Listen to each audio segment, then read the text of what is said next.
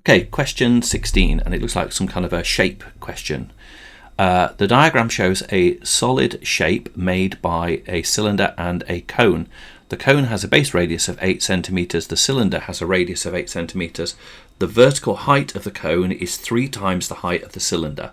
So let's put that on there. So there's the vertical height of the cone. I'm going to call that 3x, and I'm going to call that x. Let's just check we've got that right. It says the vertical height of the cone, there it is 3 times the height of the cylinder. Yes, okay, that's fine. The volume of the solid shape is that. Work out the vertical height of the cone. Okay, so, and they've very kindly given us the formula for the volume of a cone. That's very nice. So let's do the cylinder first. So cylinder volume is going to be, it's going to be pi r squared. Okay, so pi times by the radius, which is 8 squared, times by the height, which is x. So that is 64 pi times by x.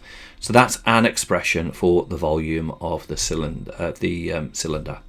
Now let's do the cone volume. That is going to be 1/3 times by pi times by the base radius of the cone, which is 8 squared. So 1/3 pi r squared times by h, and h is 3x. Okay, so that's our expression there. So 8 squared is 64. Oh, notice that that 3 and that 3 cancel. So it's 64 pi x. So therefore the total volume, so total volume of the shape is our 64 pi x from the cone, add 64 pi x from the cylinder, which is 128 pi x. Okay, so that's an expression for the volume, the total volume of the shape.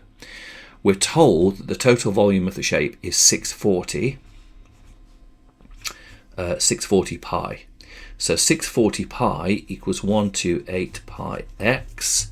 So from this, the pi's can cancel here. And if we do 640 divided by 128, 640 divided by 128 goes in 5 times. So 5 is equal to x. So that means that x in our diagram is 5. And remember that the height of the cone is 3x. So it's going to be 3 times 5. So it's going to be 15. So therefore the height of the cone equals 3 times by 5, which is equal to 15 centimeters. And that is our answer done for that particular question.